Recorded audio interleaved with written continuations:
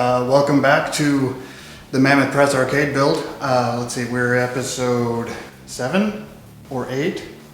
I did an episode recently introducing like my wife and the workspace upstairs.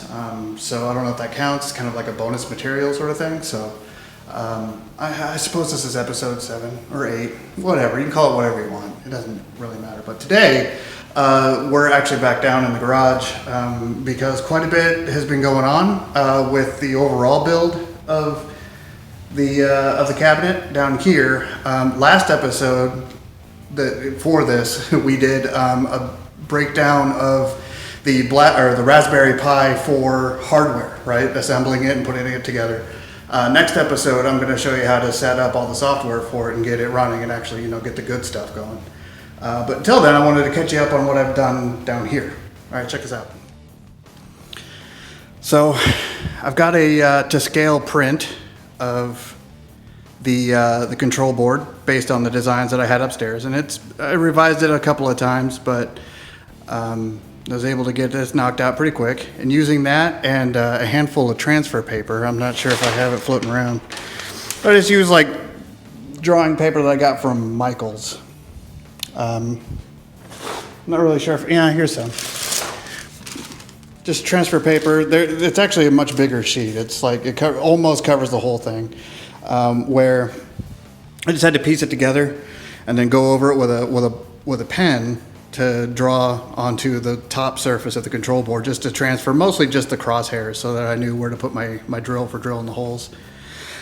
These holes are set at 1 1/8 inches actually. These are actually 1 inch here, but they're 1 1/8 inches. And then the ring around the outside is kind of the flange that goes around the outside of the button. And I did that just so that I knew that there was enough space between them without them overlapping. And then these are the centers for the joysticks, but specifically, this is kind of what I'm hoping to carve out for the sake of the joystick bodies. That I'll use a router to like decrease or like to carve out up to about 1/4 inch to set them in below so that the joystick will come out. I'll show you that when I get down to it. But good news is, if you've watched my Instagram, you see that we have a case. This is really just the box that's going to house all the hardware. Get this out of the way.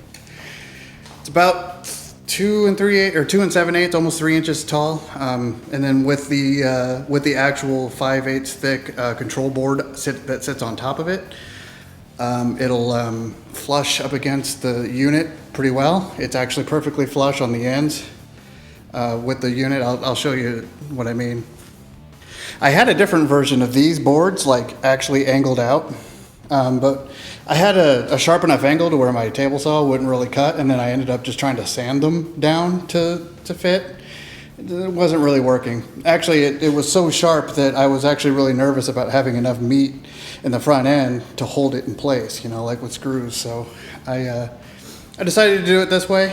It looks pretty good, actually. I don't, there's really the corners flush out pretty well. This side, however, was like a corner. There was like a corner, but just filled that in with putty. It's still drying.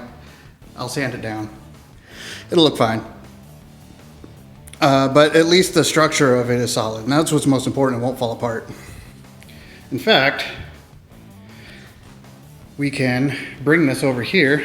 Let's just grab this guy and take it over to the real star of the show. Ta-da! Look at that. You've probably seen it quite a bit, black or whatnot, but now it has a display. It has hardware. It's a 32-inch screen. I'll actually put this up on top of here, like so. It's a 32-inch screen, butted up against these little guys that I had put in before. It's about 3/4 of an inch in, and then there's 5/8 to that. I use that as a reference to butt the edges of the screen to it on both sides. So it's to keep the angle right. So it's kind of tilted. So, and I'll show you in the back. But as you can see, the case sits very nicely. I'll still have to paint it. There is some overlap. I tried to prevent that as much as possible. You see there's quite a bit of overlap, but not a whole lot. It's not really heavy in the front end. I mean, it's a little loose right now because there's nothing to support it. So I'm probably gonna have brackets on the inside to mount it, like on the inside here. Just to mount it to, just to have it, keep it stable. Anybody who wants to lean on the front end, hitting the buttons, could be a problem, but I tilted the buttons a bit back, further back, so that shouldn't be a problem. And there'll be like a heavy solid door on the back of the machine to keep the whole thing from tipping over. But overall, I was just worried that, you know, there might be too much weight on the front end. But luckily, I don't think that's the problem. In future builds, I might add another couple inches to the back, you know, the profile there. Widen it just a little bit, but I think most people are used to just having, with this extra door here, that'd be a lot of extra weight off the back, so it actually balances out really well. Let's see, so not only do we have the TV, you know, the 32-inch display, if you look up there, I'm rocking some speakers. The speakers, the Logitech speakers that we were doing before. In fact, let's go around to the back here. We'll take a look at how I have it set up.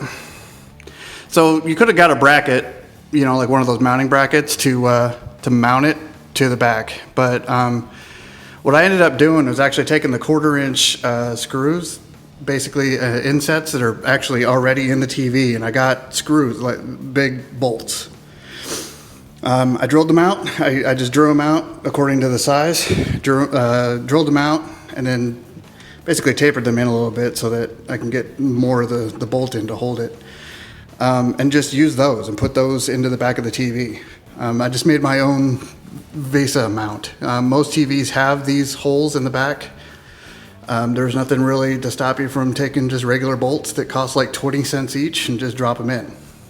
This little guy, this is actually fine. That little guy, he's actually longer than his brothers. I thought I had 4, but I ended up only with 3. So that guy's a little longer. I'll just replace it whenever I get another one, but for now, he'll work. And then when I set it in, I brought it in and I pushed it all the way forward up against those brackets that are on either side. And then it was a little tricky. Had to balance it on a knee and then also another hand. Made some pilot holes. But once the brace was in and it was at the height that looks pretty flush for one-handed balancing, I screwed them into the sides. And I made sure that they were on both sides here. I made sure that they're thin enough to where they didn't really bust through the other side. So overall, there it is, and it's in there. It's holding pretty well. Like I said, I have to replace that one bolt with something that just, you know, aesthetically, but it's working. It's doing its job. See the speakers. As you can see here, I got the subwoofer down there, and the speakers I actually have. See if I can, up here. It's kind of a weird angle. But I got super glue. I grabbed my wife's craft super glue gun. Don't tell her. Actually, you know what? Tell her. She'll be proud. I smeared a bunch of glue in there and held them on, and honestly, these things aren't going anywhere. Yeah, that works really well. Especially since it's kind of like a weird angle. You know, like they're kind of, they got that swoop shape to them. They're not completely flush. But as you can see, I mean, they're not going anywhere. So glued to the top, and this will run down to the bottom. The TV, this will go into the TV, and then the sub will have its own little volume knob that I don't really think I need because the software will have its own. But you can see them up here. You can see them. Boom. Boom. These are pretty kicking speakers I hear. So, I mean, I tested them a little bit, and they sound really good, especially with the sub. So, that's for the cabinet.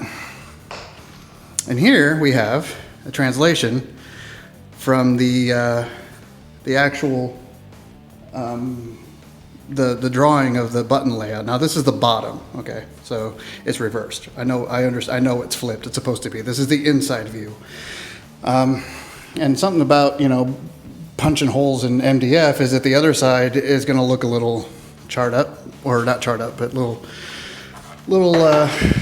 rugged looking, as you can see. This is normal. I mean, it kind of looks like somebody just blasted the hole through with a deer rifle, but it's no big deal. It's just the surface, and you can sand it down and smooth it all out. And It's all good. It's fine. It doesn't really take much to sand them all smooth.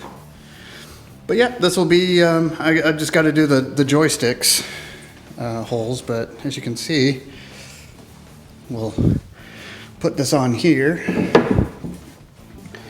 and it's set up for about a 1/2 inch all the way around. So yeah, we got that about 1/2 inch all the way around. Pretty sweet.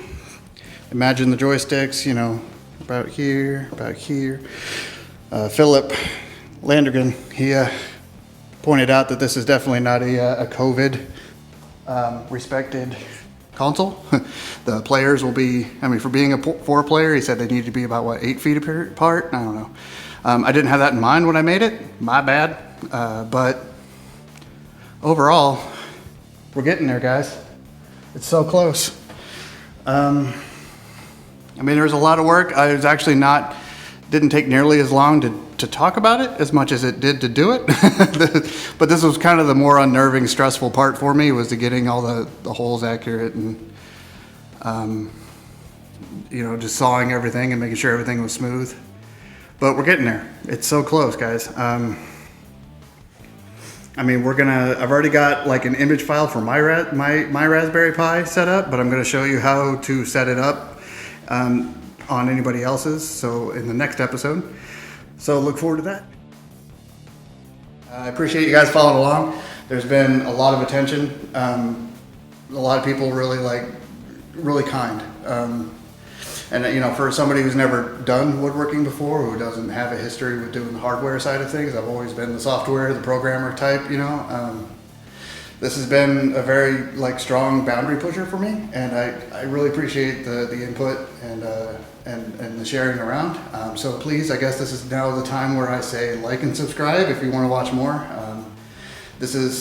I know I'm not really showing so much of me actually doing the process. It's more just like, hey, this is what I did. But I already feel like this will be something I'll be making more of. So in that regard, in the future videos, I will be more than happy to set up an actual, you know, a legit camera and actually film the process. This has been kind of like my learning experience, but so far so good, and I want to thank everyone for being part of it.